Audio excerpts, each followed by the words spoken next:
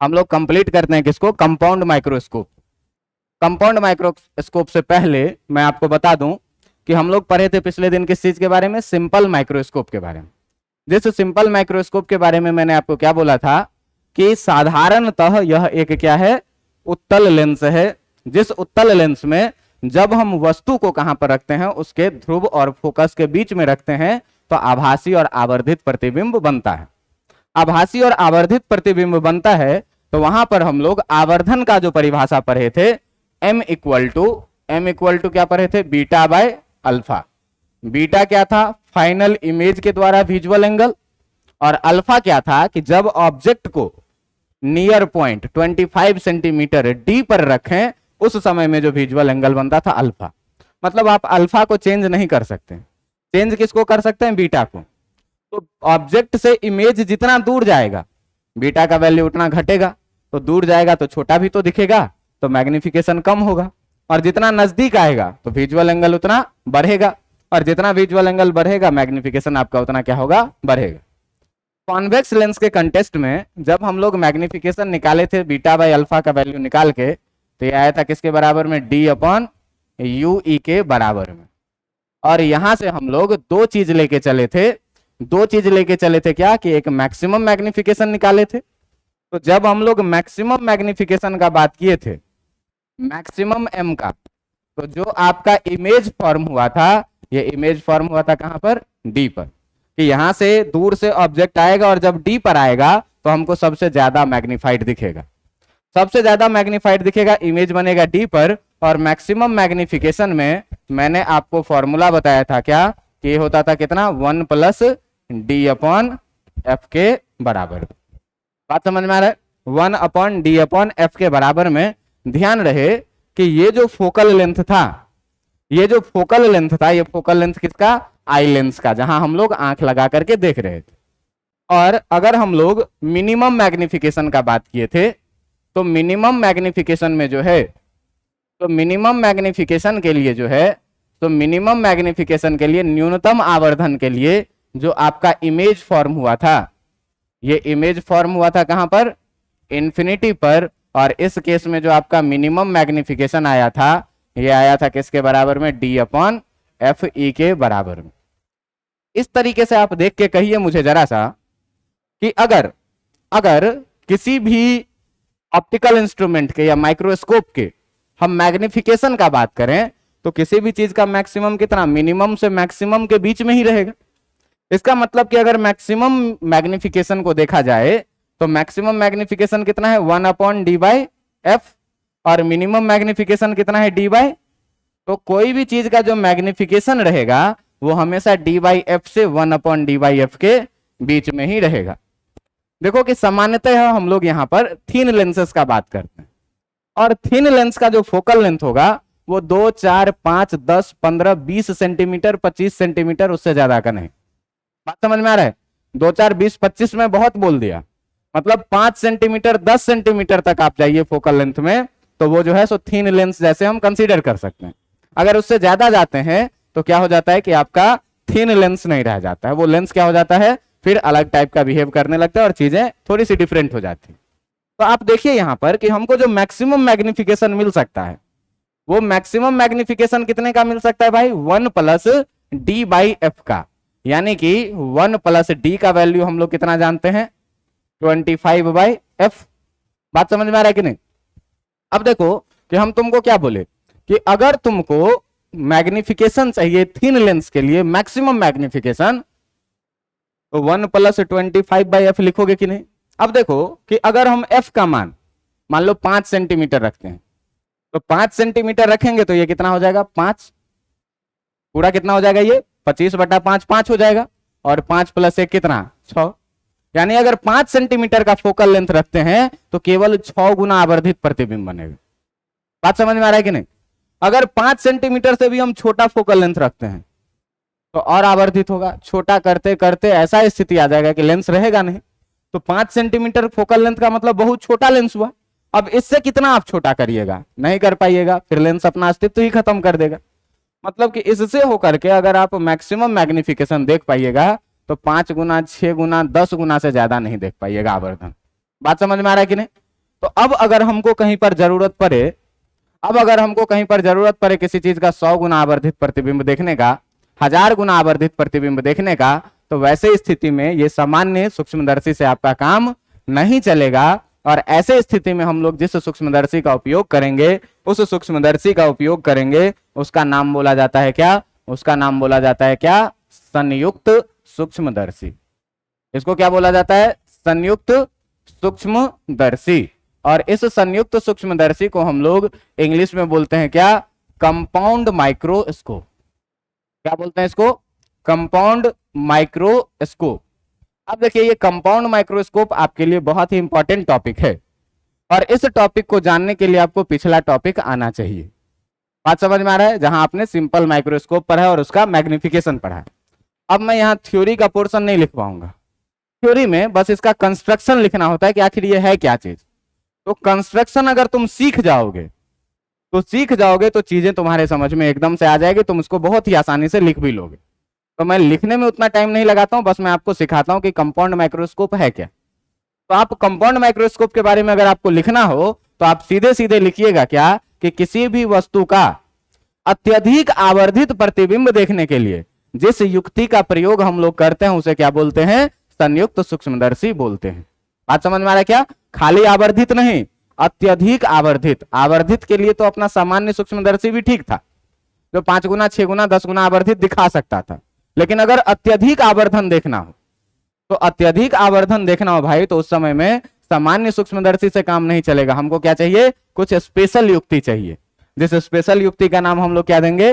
Compound microscope. अब देखिए कि कंपाउंड माइक्रोस्कोप का संरचना कैसे है। इस संरचना को एकदम सीखिएगा बारीकी से।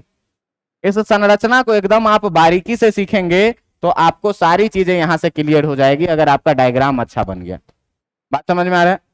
देखिए, ये मुख्यतः 2 लेंस का एक समायोजन है। क्या है? 2 लेंस। और लेंस में भी कैसा लेंस? कॉन्वेक्स लेंस का। बात समझ में आ रहा है कि 2 कॉन्वेक्स लेंस का एक समायोजन है, जिसमें एक कॉन्वेक्स लेंस का फोकस दूरी बहुत कम रहता है और एक दूसरे लेंस का जो फोकस दूरी रहता है वो बहुत ज्यादा रहता है। तो हम लोग कंपाउंड माइक्रोस्कोप में 2 कॉन्वेक्स लेंस रखेंगे, और इस 2 कॉन्वेक्स लेंस में एक का फोकल लेंथ जो रखेंगे वो कम रखेंगे। बात समझ में आ रहा है? एक का फोकल लेंथ क्या रखेंगे? कम। और इससे कुछ दूरी पर एक कॉन्वेक्स लेंस ऐसा रखेंगे जिसका फोकस दूरी क्या रहेगा? ज्यादा। मैंने छोटा बड़ा बनाया है। इस छोटे फोकस दूरी को, इस छोटे फोकस दूरी वाले लेंस को जो है, तो हम लोग बोलते हैं क्या? इसको बोलते हैं क्या? Objective lens. इसको क्या बोलते हैं? ऑब्जेक्टिव। ऑब्जेक्ट से ऑब्जेक्टिव, ऑब्जेक्टिव लेंस बोलते हैं। और इसको हिंदी में बोलते हैं क्या? इसको हिंदी में बोलते हैं अभिदृश्यक लेंस। बात समझ में आ रहा है कि नहीं? इसको हिंदी में क्या बोलते हैं? अभिदृश्यक लेंस। कौन सा लेंस? कि इस 2 लेंस में जिसकी फोकस दूरी छोटी रहेगी। बात समझ में आ रहा है? और इसके फोकल लेंथ को हम लोग मान लेते हैं क्या? कि focal length of objective lens FO है। बात समझ में आ रही है? और ये जो दूसरा लेंस है, दूसरा, इस दूसरे लेंस को हम लोग क्या बोलते हैं? इसको बोलते हैं क्या? आई पीस। और इस आई पीस को हिंदी में बोलते हैं क्या? नेत्रिका। आपको पहले भी मैंने बताया है कि आई पीस का मतलब आंख वहां रहेगा, और ऑब्जेक्टिव का मतलब ऑब्जेक्ट कहीं पर इधर रहेगा। ये आपका बन के तैयार है कंपाउंड माइक्रोस्कोप। आप समझ में आ रहा है कि जब 2 लेंस, एक का फोकल लेंथ क्या हो? छोटा हो, और इसके सापेक्ष एक दूसरे लेंस का फोकल लेंथ बहुत ज्यादा हो, इस दोनों को समायोजित करके अगर हम कुछ इस तरह से रख देते हैं तो बन के तैयार हो गया क्या? Compound microscope. अब इसमें देखना है कि इमेज फॉर्मेशन कैसा होता है। तो इमेज फॉर्मेशन के लिए देखो, दोनों कॉन्वेक्स लेंस है, और इसके हम लोग 6 केस पढ़े हुए हैं, जिसमें से एक केस ऐसा भी पढ़े हैं कि अगर इसके सामने मान लो कि इसका फोकस कहीं यहां है F1 और इसका कहीं पर इधर है 2F1। बात समझ में आ रहा है? तो अगर F1 और 2F1 के बीच में हम ऑब्जेक्ट को रखते हैं तो इधर वास्तविक एवं आवर्धित प्रतिबिंब बनता है। निश्चित रूप से इसका फोकस दूरी छोटा होगा और इसका फोकस दूरी इसके रिस्पेक्ट में बहुत ही बड़ा होगा। तो इसके सामने में हम ऑब्जेक्ट को इस तरह से रखेंगे, ध्यान दीजिएगा कि इसके सामने में हम ऑब्जेक्ट को इस तरह से रखेंगे कि इस ऑब्जेक्ट का जो इमेज है वो इस तरफ नेत्रिका लेंस के फोकस के भीतर चला जाए। बात समझ में आ रहा है? मान लो कि इस नेत्रिका लेंस का जो है सो फोकस दूरी है कहीं पर फोकस दूरी जो इस नेत्रिका का है वो यहां पर है, इसको हम लोग क्या बोल देते हैं, FE। इस सबको हम हटा देंगे, लेकिन यहां पर ऑब्जेक्ट को आप इस तरीके से रखें कि इसका इमेज कहां बन जाए, इसके फोकस के अंदर। बात समझ में आ रहा है? अब जब फोकस के अंदर इमेज बन जाएगा तो पहले के लिए जो इमेज होगा दूसरे के लिए वो ऑब्जेक्ट हो जाएगा, और जब ऑब्जेक्ट हो जाएगा तो हम जानते हैं कि किसी भी कॉन्वेक्स लेंस के सामने में जब हम ऑब्जेक्ट को रखते हैं तो ये उसका आभासी, सीधा और आवर्धित प्रतिबिंब बनाता है। तो ध्यान देना कि अब इन्हें किसको हम पहुंचा देंगे यहां पर फोकस। देखना यहां से जैसे जैसे हम फोकस के तरफ आते जाते हैं प्रतिबिंब अनंत के तरफ जाने लगता है। बात समझ में आ रहा है कि नहीं? तो अगर फोकस पर भी बन गया तो भी टेंशन की बात नहीं है, प्रतिबिंब अनंत पर बनेगा और ज्यादा आवर्धित बनेगा, और यहां से जैसे जैसे अंदर जाता जाएगा आवर्धन का मान आपका क्या होता जाएगा, कम होता जाएगा, छोटा प्रतिबिंब होता जाएगा। ये चीज हम लोग लेंस में देखे हुए। तो देखो कि अगर इससे हम चाहे भाई इसका प्रतिबिंब बनाना तो यहां से एक प्रकाश की समानांतर किरणें आएगी, और समानांतर किरण जो है सो यहां से अपवर्तन के बाद क्या होगा कि इसके छोटे से फोकस से ऐसे कुछ गुजर जाएगी। बात समझ में आ रहा है कि नहीं? और एक जो है तो यहां से ऑप्टिकल सेंटर से लाइट रे गुजरेगी, और इस तरीके से क्या होगी कि ऑप्टिकल सेंटर से जो लाइट रे गुजरेगी ये लाइट रे क्या होगी कि कुछ यहां से सीधे निकलेगी, और जो सीधे निकलेगी तो इसका प्रतिबिंब कुछ इस प्रकार से यहां पर बनेगा। बात समझ में आ रहा है कि नहीं? ये है इसका क्या, ऑप्टिकल सेंटर। अब देखिए कि इस वस्तु का जो प्रतिबिंब बना है, ये प्रतिबिंब जो बना है ये प्रतिबिंब बना कहां पर, यहां पर। बात समझ में आ रहा है कि नहीं? अगर इस वस्तु का नाम हम लोग रख लें A और B, तो इसका नाम हम लोग क्या रख लेंगे, A' B'।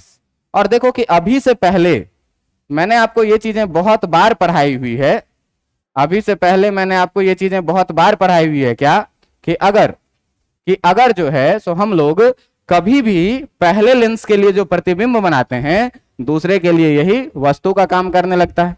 अब वस्तु का काम करने लगेगा इसका मतलब कि ये जो वस्तु है ये देखो कि आवर्धित प्रतिबिंब बनेगा, ये थोड़ा सा आवर्धित करेगा, और ये जो वस्तु है ये अब दूसरे लेंस के लिए प्रतिबिंब बन जाएगी। तो प्रतिबिंब जब बन जाएगी तो देखिए इसका फोकस दूरी बहुत बड़ा फोकस दूरी है, तो बहुत बड़ा फोकस दूरी है, तो यहां से एक प्रकाश की समानांतर किरण, यहां से एक प्रकाश की समानांतर किरण इस लेंस में एंटर करेगी, और हम जानते हैं कि जब प्रकाश की समानांतर किरण आपतित होती है तो यह यहां से अपवर्तन के बाद कहां से गुजर जाएगी, इसके फोकस से होकर के गुजर जाएगी, इसके फोकस से होकर के ये गुजर जाएगी, इसमें तो कोई आपत्ति नहीं होगा आपको। और देखिए क्या कि अगर हम एक लाइट के रे को इसके ऑप्टिकल सेंटर से गुजारें, तो ऑप्टिकल सेंटर से अगर हम गुजारेंगे तो ये भी क्या होगा कि यहां से सीधे चला जाएगा, और जब सीधे चला जाएगा, देखना ये सारा चीज हम लोग मेजरमेंट से नहीं बना रहे हैं, ठीक ना, ये क्या होगा यहां से सीधे चला जाएगा, और जब सीधे चला जाएगा तो क्या होगा भाई, जब ये सीधे चला जाएगा तो क्या होगा, जरा सा देखना ध्यान से।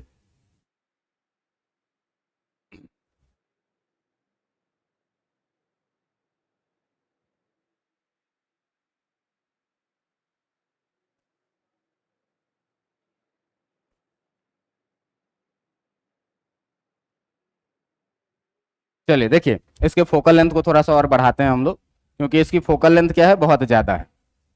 अब देखिएगा ध्यान से कि इसका फोकस मान लीजिए कहीं पर, कहां पर है, यहां पर, ये है इसका एफ आई लेंस का। अब देखिए कि समानांतर किरण आएगी, कहां से होकर के गुजरेगी, फोकस से होकर के चली जाएगी ये ऐसे, और जो दूसरी प्रकाश की किरण है, जो दूसरी प्रकाश की किरण है ये क्या होगी कि कुछ इस तरीके से आएगी इसके ध्रुव पे, और ये ऐसे चली जाएगी। अब देखो ध्यान से कि ये दोनों जो प्रकाश की किरणें हैं ये इधर डाइवर्जिंग इन नेचर हो जाती है, और डाइवर्जिंग इन नेचर जब हो जाएगी तो होगा क्या कि अगर हम यहां से चीजों को देखेंगे, अगर हम यहां से चीजों को हम लोग देखेंगे, अगर हम यहां से चीजों को हम लोग देखेंगे, तो यहां से चीजों को जब देखेंगे तो हमको लगेगा क्या कि ये जो प्रकाश की किरणें हैं, ये प्रकाश की किरणें कहीं इधर से आ रही है ऐसे, और ये जो प्रकाश की किरण है ये कहीं से आ रही है ऐसे, और इस तरीके से ये दोनों क्या होगी, थोड़ा सा टेढ़ा बन गया, फिर से डायग्राम फ्रेम कर लें क्या, फिर से डायग्राम बना लेते हैं क्या? चलो फिर से डायग्राम ही पूरा फिर से बना लेते हैं। चलो देखो, हम लोग क्या लिए थे, हम लोग क्या लिए थे, देखिए ध्यान से, हम लोग क्या लिए थे, तो एक मुख्य अक्ष लिए थे। मुख्य अक्ष था कुछ ऐसा। इस मुख्य अक्ष के सामने में हम लोग क्या किए थे, दो लेंस लिए थे। दो लेंस में एक छोटा लेंस था आपका, जिस छोटा लेंस को हम लोग क्या बोले थे, अभिदृश्यक लेंस बोले थे। इस अभिदृश्यक को हम लोग क्या बोलते हैं, ऑब्जेक्टिव लेंस भी बोलते हैं। इस ऑब्जेक्टिव लेंस से कुछ दूरी पर एक हम लोग दूसरा लेंस रखे थे, जो ज्यादा फोकल लेंथ का लेंस था। इस ज्यादा फोकल लेंथ के सामने में हम लोग क्या किए थे, तो इसके सामने में हम लोग क्या किए थे, एक ऑब्जेक्ट रखे थे। ऑब्जेक्ट रखे थे, इस ऑब्जेक्ट का जो इमेज बना था, इस ऑब्जेक्ट का जो इमेज बना था, इस ऑब्जेक्ट का इमेज कैसा बना था, तो यहां से पैरेलल आएगा और इसके फोकस से होकर के चला जाएगा। और यहां से जो है सो एक लाइट का रे पैरेलल आएगा और यहां से होते हुए कुछ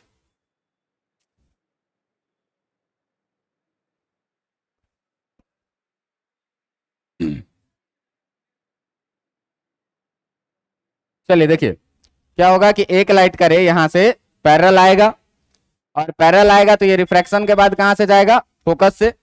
और एक लाइट का रे यहां से कैसे निकलेगा, सीधे निकलेगा ऑप्टिकल सेंटर से और ऐसे कुछ इधर जाएगा। आपको क्या बोले, आपको क्या बोले कि आपको जो इस दोनों लाइट रे को मिलाना है, इस दोनों लाइट रे को ऐसे मिलाना है कि इसका आवर्धित प्रतिबिंब बने। और ये आवर्धित प्रतिबिंब जहां पर बने, ये क्या हो, थोड़ा सा मैग्निफाइड हो। अब मैग्निफाइड होगा तो फिर यहां से क्या होगी कि ये दूसरे के लिए वस्तु के जैसे बिहेव करेगी। एक समानांतर किरण आएगी और ये समानांतर किरण जो है तो यहां से अपवर्तन के बाद कैसे निकलेगी, कुछ इस तरीके से। इसका फोकस ज्यादा बड़ा है। और एक प्रकाश की किरण जो है तो यहां से डायरेक्ट ऑप्टिकल सेंटर से निकलेगी और ऑप्टिकल सेंटर से ये सीधे चले जाएगी। जब ये प्रकाश की किरण सीधे जाएगी तो देखो कि यहां से जो है सो ये चीजें जो है सो ऐसे आती हुई दिखेगी, और ये जो प्रकाश की किरण है दूसरी वाली, ये कुछ ऐसे आती हुई दिखेगी। और इस बिंदु पर मान लो क्या कि दोनों मिल गई। तो जिस बिंदु पर प्रकाश की किरणें मिलेगी वहीं पर क्या होगा, इसका एक प्रतिबिंब बनेगा। और ये प्रतिबिंब कैसा होगा, आभासी प्रतिबिंब होगा। ये मान लीजिए कि ये था क्या, पूरा प्रिंसिपल एक्सिस। अब ये चीज दिख रहा है क्या, पहले एक वस्तु था, इस वस्तु का ये प्रतिबिंब बना, ये प्रतिबिंब दूसरे के लिए वस्तु के जैसा बिहेव किया।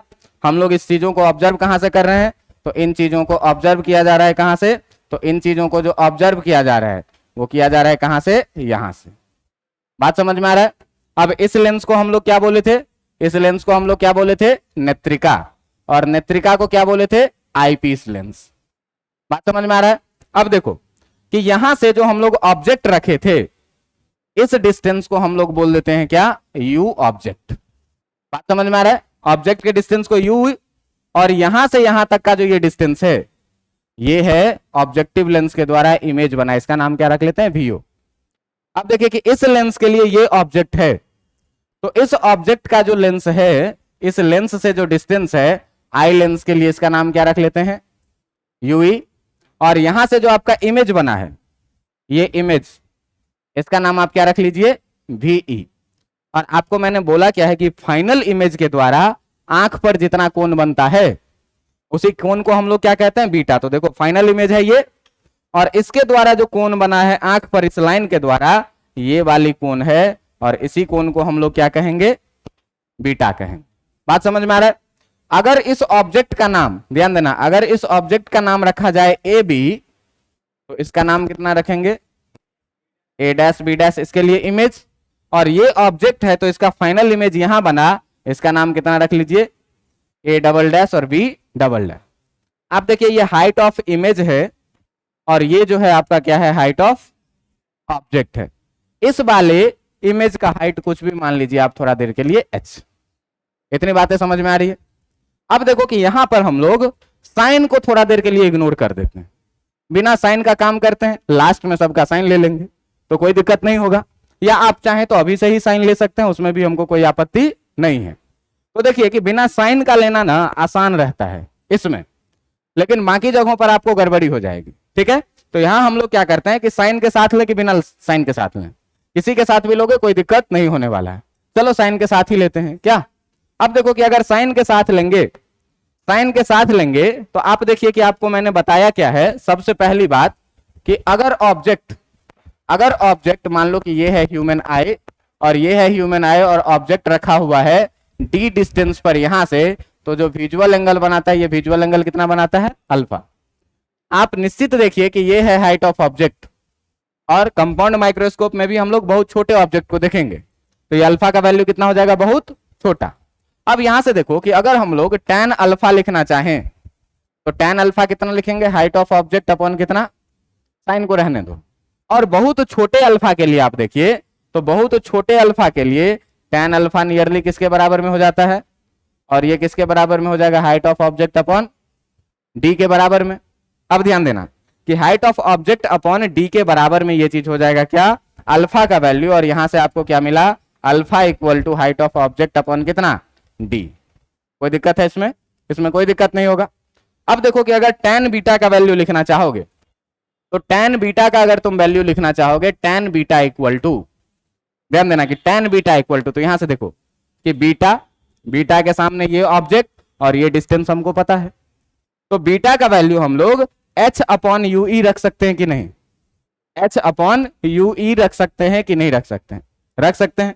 तो चलिए बीटा का मान जो है सो हम लोग कितना रखते हैं? h अपॉन यू ई। अब इसमें हम क्या चाहते हैं? हम चाहते हैं कि h किसी तरीके से क्या हो जाए? रिप्लेस हो जाए।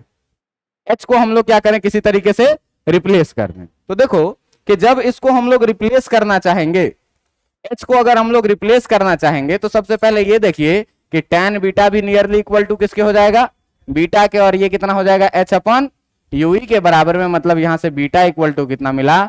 h अपॉन यू ई मिला। और हम चाहते हैं क्या? कि यहां से हम लोग h को रिप्लेस करें। क्यों? कि हाइट ऑफ ऑब्जेक्ट और हाइट ऑफ इमेज हमको पता होगा, और बीच में हम ये चीज जो है, ये जो इमेज बना है, ये माइक्रोस्कोप के बीच में बना है, इसको हम नाप नहीं पाएंगे। बात समझ में आ रहा है कि नहीं? तो ये हाइट को हमको किसी तरीके से हटाना है। अब इसको हाइट को हटाने के लिए हम लोग क्या करेंगे कि ऑब्जेक्टिव लेंस के लिए, इस अभिदृश्यक लेंस के लिए आवर्धन का प्रयोग करें।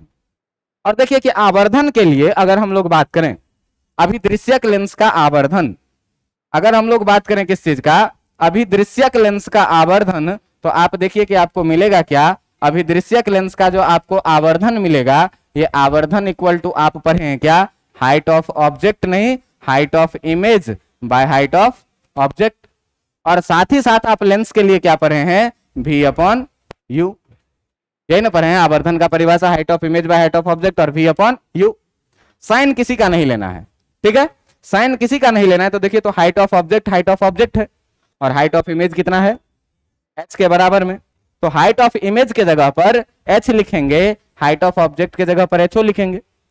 v के जगह पर क्या है? vo। और u के जगह पर है कितना? u।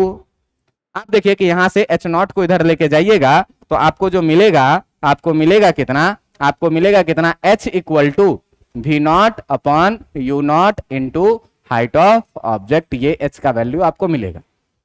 बात समझ में आ रहा है कि नहीं? अब देखो कि यहां से जो है तो हमको अल्फा मिला हुआ है, यहां से हमको बीटा मिला हुआ है।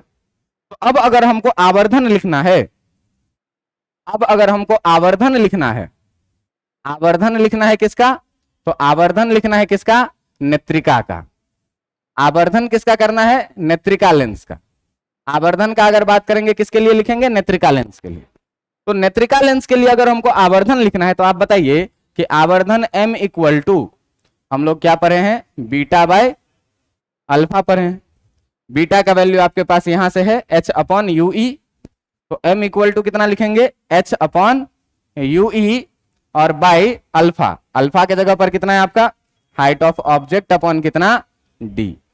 ध्यान से देखो, हम h को चाहते हैं यहां से हटाना, तो h का मान तो हम लोग यहां निकाले हैं, यहां पर पुट करेंगे। तो h का मान जब यहां से आप पुट करिएगा, तो देखिए कि आपके पास मिलेगा कितना?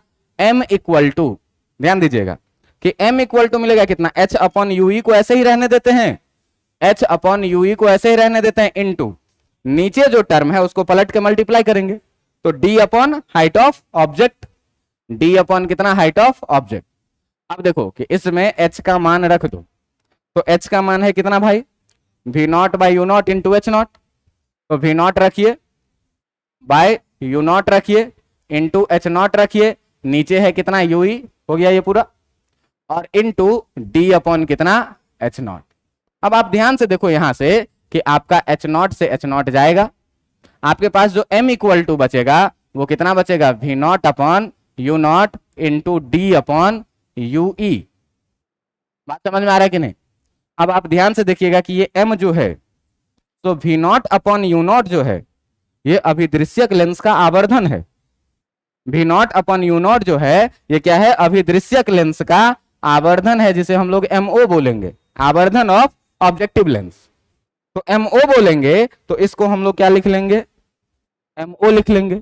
और कल वाला चीज याद करिए कि ये D बाई यू ई, ये भी कहीं देखा देखा सा चीज लग रहा है, D बाई यू ई ये भी कहीं सा देखा देखा सा चीज लग रहा है, ये क्या है, नेत्रिका लेंस का आवर्धन।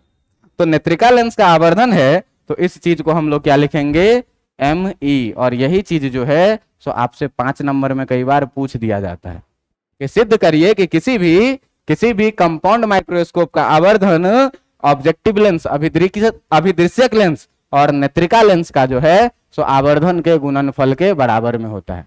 तो इसको आपको कैसे सिद्ध करना है, तो सिंपल सा, अगर तुमको ये डायग्राम अगर आता रहेगा तो बीटा यहां से निकाल लोगे, अल्फा का वैल्यू तुमको पता है, अल्फा बीटा में एक टर्म h ज्यादा आ रहा है, तो आवर्धन का कॉन्सेप्ट लगा के इसे h को खटका दिए, फिर आवर्धन का परिभाषा लिखे, सारा चीज डाल के सॉल्व कर दिए, रिलेशन प्रूफ हो गया। बात समझ में आ रहा है कि नहीं?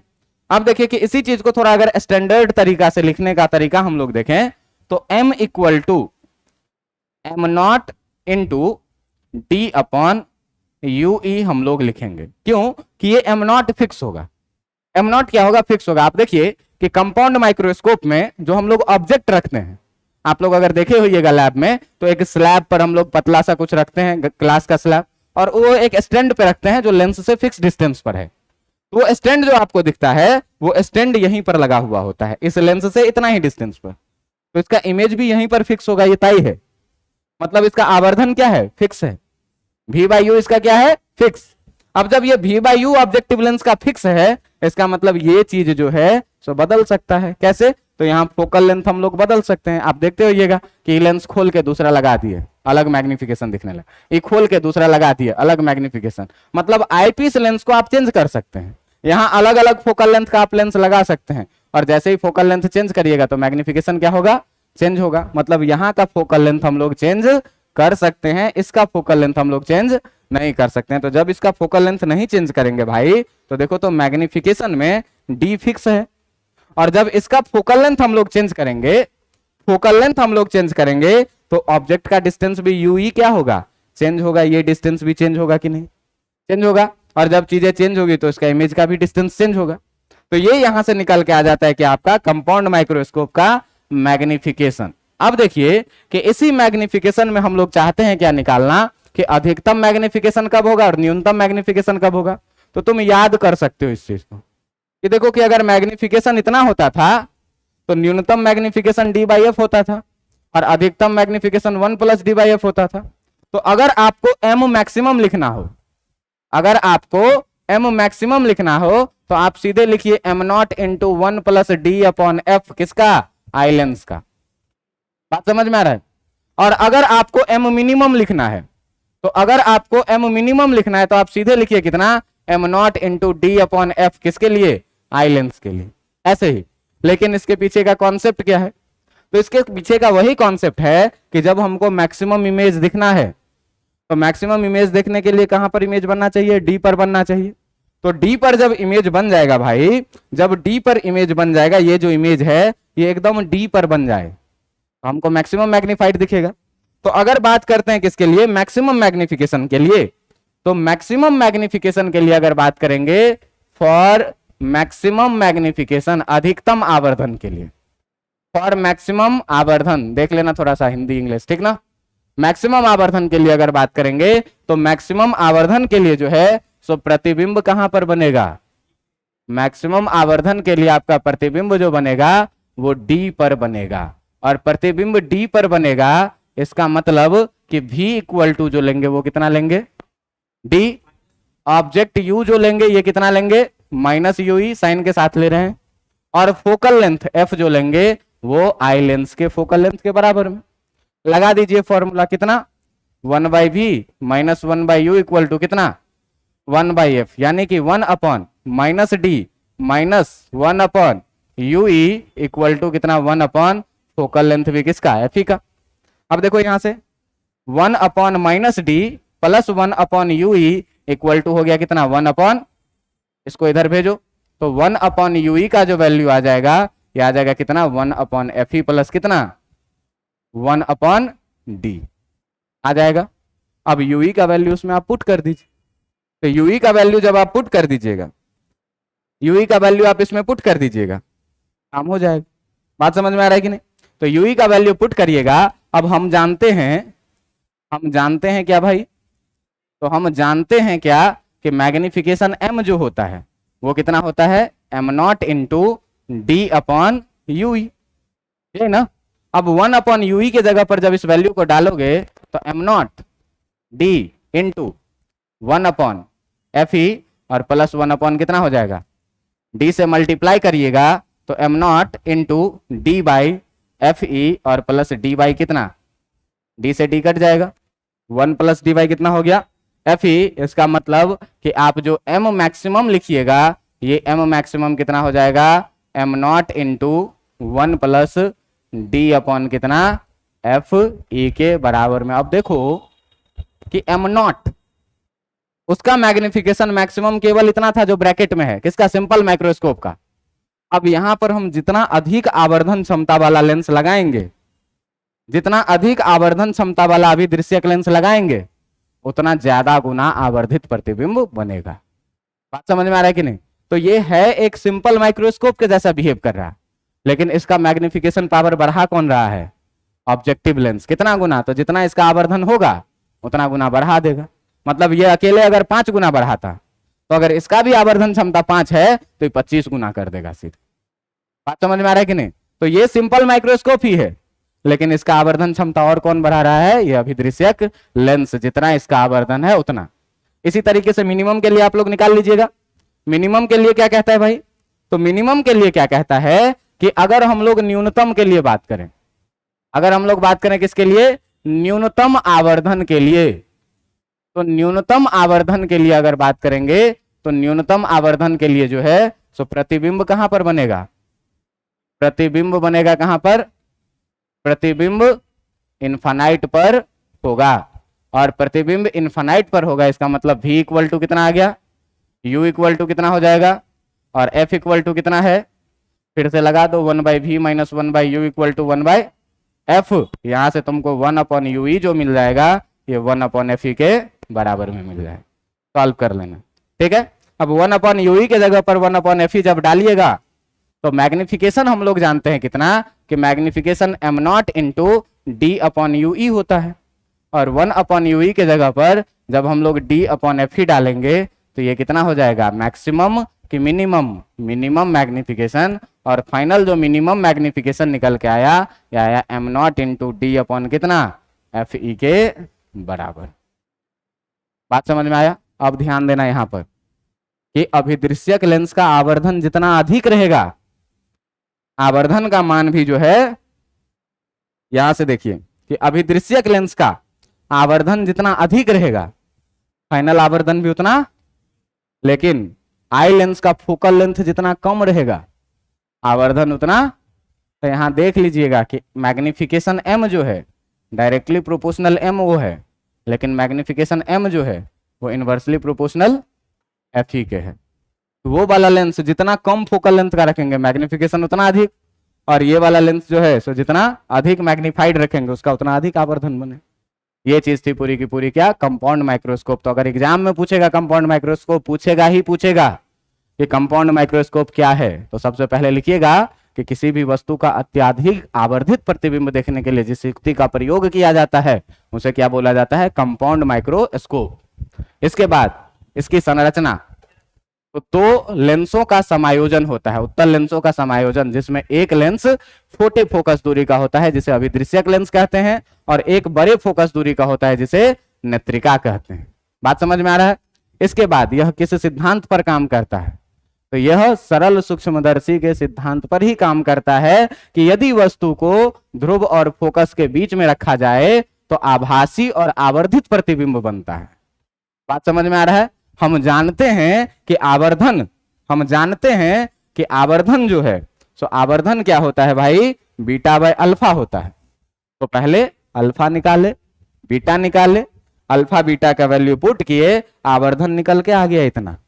अब आवर्धन में अधिकतम आवर्धन कितना होगा? तो अधिकतम आवर्धन के लिए, और न्यूनतम आवर्धन कितना होगा? न्यूनतम आवर्धन के लिए इतनी चीजें निकाल लेंगे, काम हो जाएगा। इसी बीच में एक चीज और पूछ देता है, कभी कभी ऑब्जेक्टिव में आपसे पूछ देगा क्या कि किसी भी सूक्ष्मदर्शी का, कंपाउंड माइक्रोस्कोप का लंबाई कितना होगा। बात समझ में आ रहा है? तो अगर आपसे पूछे कि संयुक्त सूक्ष्मदर्शी की लंबाई कितनी है, तो आप एक शब्द में याद रखिएगा कि किसी भी संयुक्त सूक्ष्मदर्शी की जो लंबाई होगी, सूक्ष्मदर्शी की लंबाई